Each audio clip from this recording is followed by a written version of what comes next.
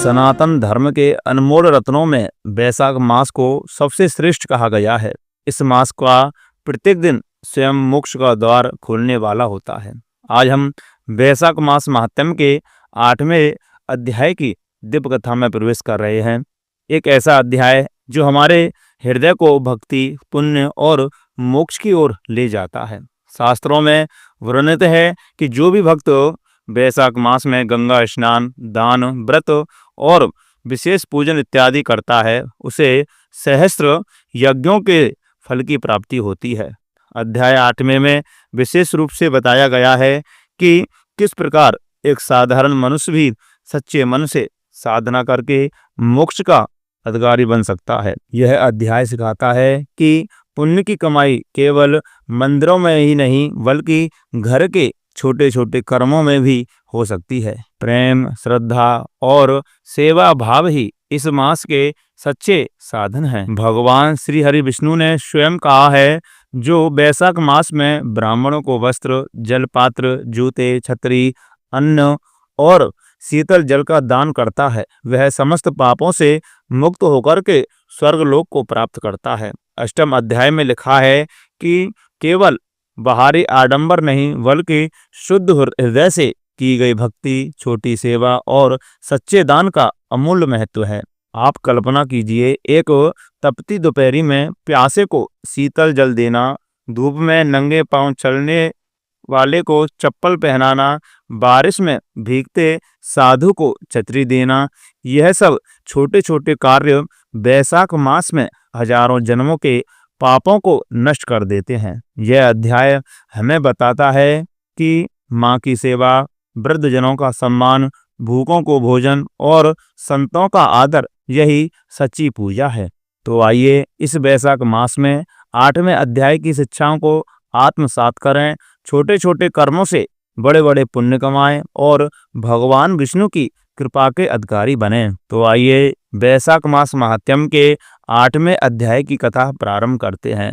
तो प्रेम से बोलिए विष्णु भगवान की जय, माधव मास की जय। मैथिली ने कहा, हे ब्राह्मण, जलदान न करने से इक्ष्वाकु वंशधर राजा का 3 जन्म चातक होना और मेरे ग्रह में ग्रह ग्रोधी बनना ठीक ही हुआ, क्योंकि साधी महात्माओं की सेवा न करने से गिद्ध की योनि पाई, परंतु आपने यह कहा कि उसे 7 जन्म तक कुत्तों की योनि मिली। यह बात मुझे बहुत अनुचित प्रतीत होती है कि बिना किसी कारण के ही कुत्ता की योनि क्यों मिली। हे विप्रवर, मैं आपका प्यारा शिष्य हूँ, आप मेरे इस संशय को दूर कीजिए। राजा के प्रश्नों को सुनकर के महायशस्वी श्रुतदेव ने कहा, धन्य धन्य कहकर के कहने लगे कि हे राजन, हे पाप रहित, जो तुमने पूछा है मैं उसका समाधान कहता हूँ। यही बात कैलाश के शिखर पर शिवजी ने पार्वती जी से कही थी। सब लोगों की रचना करके उनकी आमुष्कम और देहिक 2 प्रकार की स्थिति बनाई, जल सेवा, अन्न सेवा और औषधि सेवा। हे महाभागे, ये तीनों हेतक इस लोक की स्थिति के हेतु हैं। साधु सेवा, विष्णु सेवा और धर्म सेवा, ये तीनों परलोक की स्थिति के हेतु हैं। यही को हेतुओं का करना तत्काल धन संपत्ति देता है। अप्रिय बातें कहना भी दुख का हेतु होता है।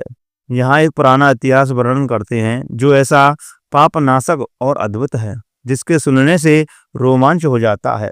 यज्ञ दीक्षा में उपगत दक्ष प्रजापति का एक समय महादेव जी को बुलाने कैलाश पर गए।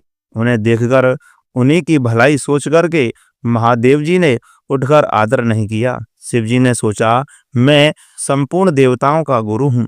स्वामी सेवक के आने पर पति स्त्री के लिए, गुरु शिष्य के लिए नहीं उठते। जो स्वामी स्वयं भृत्यादि के लिए बैठते हैं, उनकी आयु, धन और यश तत्काल नष्ट हो जाते हैं, इसलिए मुझे उठना उचित नहीं है। यह मेरा प्यारा ससुर है। ऐसा विचार करके दक्ष प्रजापति की भलाई सोच करके महादेव जी आसन से ना उठे। तब महादेव जी द्वारा उठकर आदर न किए जाने के कारण दक्ष प्रजापति को बड़ा क्रोध आया और अनेक प्रकार से महादेव जी के आगे ही निंदा करने लगे कि ऐसा अहंकारी जिसका धन केवल एक बूढ़ा बैल है, कपाल की हड्डी धारण करते हैं, शमशान में घर हैं, सर्पों के आभूषण धारण करते हैं, संग में रात दिन भूत प्रेत पिशाच ऐसे ऐसे दुर्जन रहते हैं। दुरात्मा नारद के कहने से मैंने अपनी सती कन्या का विवाह इसके संग कर दिया। यह भी अलग धर्म वाली हो गई, मैं इसे कभी नहीं सह सकता। मेरी पुत्री से भी मुझे कुछ प्रयोजन नहीं।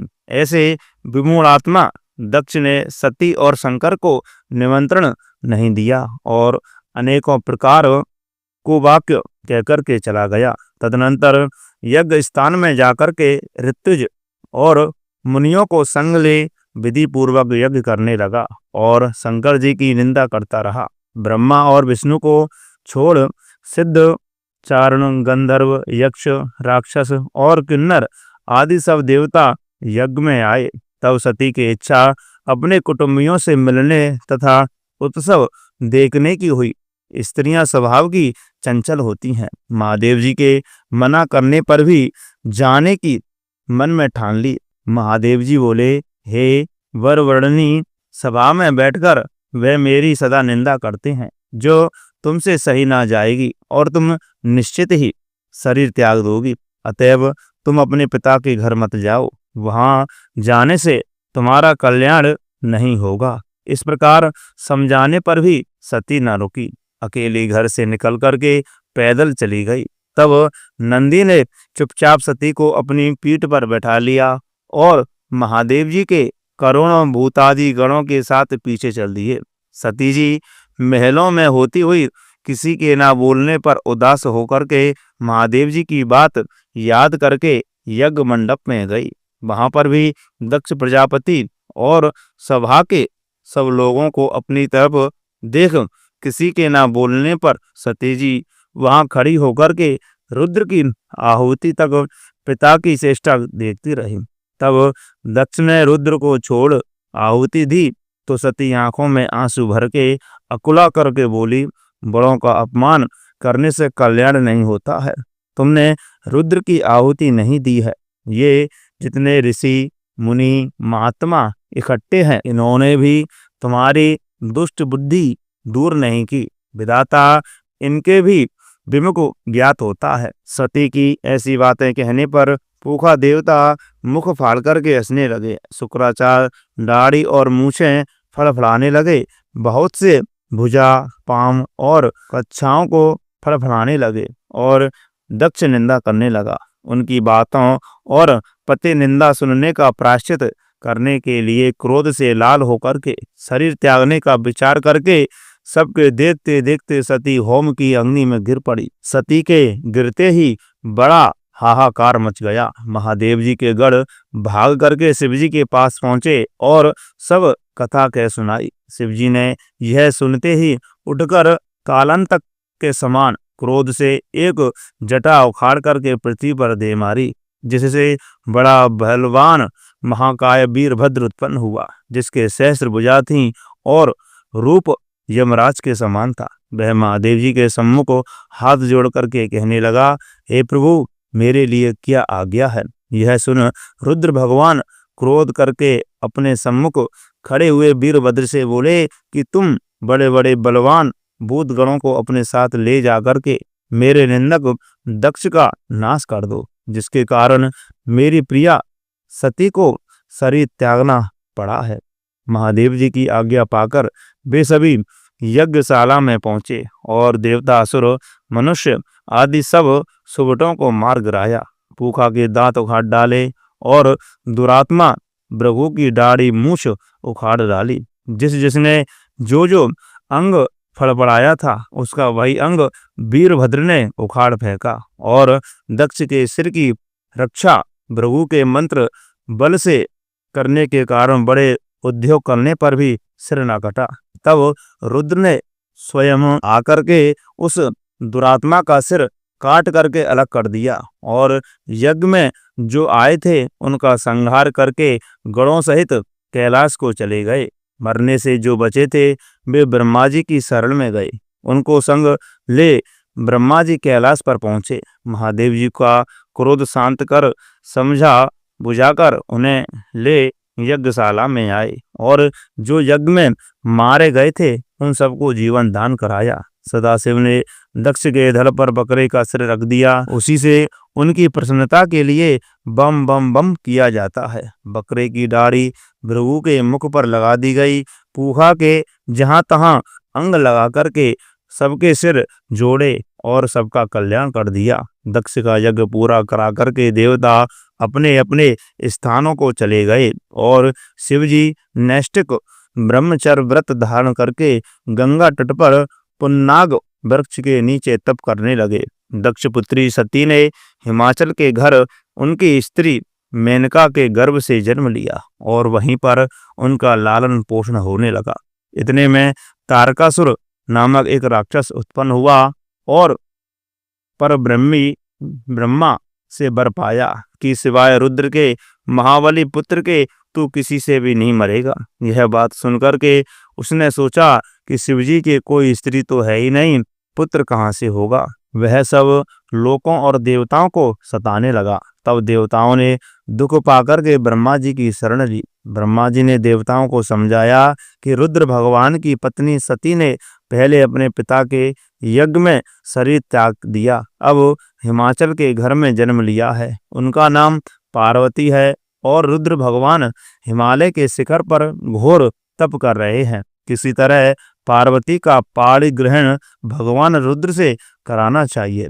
ब्रह्मा के यह वचन सुनकर के सब देवता इंद्र को लेकर के अमरावतीपुरी को गए और बृहस्पति जी से सलाह लेकर के अपने कार्य सिद्धि के लिए इंद्र ने नारद और कामदेव को बुलाया। उन दोनों को बुला करके नारद जी को हिमाचल के पास कहला करके भेजा कि वह अपनी पुत्री जो पहले दक्ष की कन्या थी उसको शिवजी की पत्नी बनाने को नियुक्त करें।